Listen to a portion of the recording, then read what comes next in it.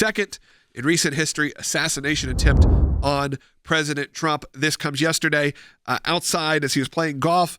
The suspect, Ryan Wesley Routh, who's 58 years old, was arrested Sunday after allegedly pushing the muzzle of an AK-47 through a fence where Trump was golfing a few hundred feet away. So that is what we know so far. He was caught a bit while up the road, and we're finding out a lot more information about him, but he was just charged. I'm so happy President Trump is safe, happy for him and for his family, but I'm also happy for our nation that is now just seeing the inability of the United States government to perform its most basic institutional functions. And so I hope not only will Congress investigate, I hope the state of Florida will, and then most importantly, I hope that these investigations will be released so that the American people can see that the mistakes that were made, if any, and those who were responsible for those mistakes held accountable, and that there's corrective action put in place so we can be confident that our leaders can travel and campaign and meet with their constituents and their voters. While President Trump was playing golf, this would-be assassin had taken a place on the edge of the golf course, had some body armor plates that were attached to the fence, and had a GoPro set up filming. And when the Secret Service, who was ahead of the president on the hole ahead of him, noticed the gun barrel, they actually opened fire and engaged the perpetrator, the would-be assassin. He took off running, got in his Nissan, and was able to make it almost 50 miles away before he was caught off I-95. But he has just been arraigned in federal court and currently is charged with 2 gun charges, charged with possession of a firearm by a convicted felon and charged with possession of a firearm with an obliterated serial number. This figure, Mr. Routh, was well known. This is someone who has done, as recently as last year, was doing interviews with the New York Times, has been a part of pro or anti-Trump movement over the last few years. Claimed to be a Trump voter, by the way, originally, and found himself disenfranchised and eventually what seems to be almost radicalized over the years, including time he spent trying to recruit soldiers to fight in Ukraine. Again, someone who seems like a very troubled individual, but again, known. This is someone who is known. Another one of these examples of someone who is involved in, there's tons of video content, there's tons of interviews with him. There's a lot of content of this attempted assassin. The media likes to talk about people being platformed that shouldn't be. The New York Times focused on him in a profile they were doing of efforts by Americans to join the Ukrainian Legion. That's an international group of people that go and fight on behalf of Ukraine. They platformed him there in that piece. Newsweek did an interview with him on camera.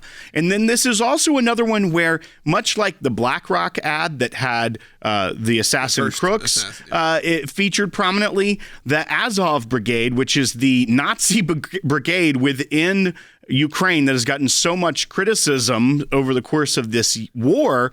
They actually featured him in a propaganda piece showing international support for the Ukrainian cause. So once again, someone that wasn't hiding in the shadows, they were hiding in plain sight. And they also were taking talking points from Kamala Harris with tweets like, democracy is on the ballot. Yeah, I think this is when you have those moments where you feel that they are pushing rhetoric too far. This is what happens on either side. For a time, we did see a very short, brief time, a cooling of the rhetoric where there weren't as many people calling him directly Hitler, but they were, Hitler adjacent for their rhetoric for a time. But then they immediately ramped up that he's a threat to our democracy, a danger to our democracy. He must be stopped. It was the exact same rhetoric that we criticized them using before the first assassination attempt, and they went right back to it. And they keep telling, in this case, deranged people that he is a threat to them, a threat to democracy, and he must be stopped. Not he must lose. He must be stopped.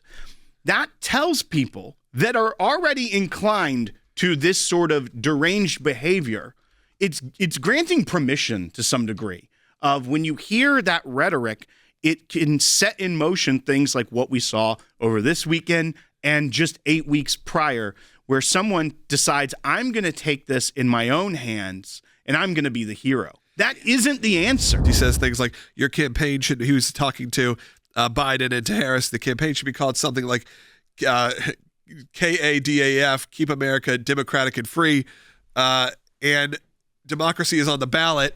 We cannot lose. We cannot afford to lose.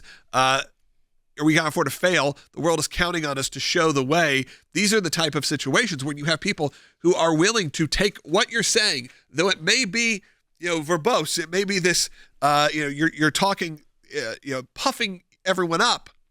But there are people who will take these moments literally. Like Will said, when you say democracy is on the ticket, and that this could be the end of our democracy as a whole. If he becomes president, that becomes a big issue. Now, look, I would say the same on both sides here. I don't think that, obviously we're seeing it more on one side right now, but I would love to see a place again where you could have these debates, where conversations can happen, where people can argue well and have these discussions. Sadly, we're not there right now. Some of it is the birth of social media. I really think that it started this split where you can't have those conversations because it's very easy to hide behind a keyboard. It's very easy to spew hate on either side because you don't feel like these people are real. They become faceless individuals. I felt that before. My family has felt that before. That's what happens time and time again. If what we've seen online is correct, this was someone highly motivated to try and recruit mercenaries to come and fight in Ukraine. He was in Ukraine. He was doing interviews with the New York Times, interviews on television. He was someone known to some other politicians as well, and he's a lifelong Democrat. He believed, I guess, that he said it, that Donald Trump would be disastrous for a continued war that Ukraine wants to, I guess, wage, or he wants to wage against Russia. I'm not even saying that's definitely Ukraine's policy. So what I want to know is, who else is he connected to? Did someone encourage him to take these kind of actions? Were they Ukrainian?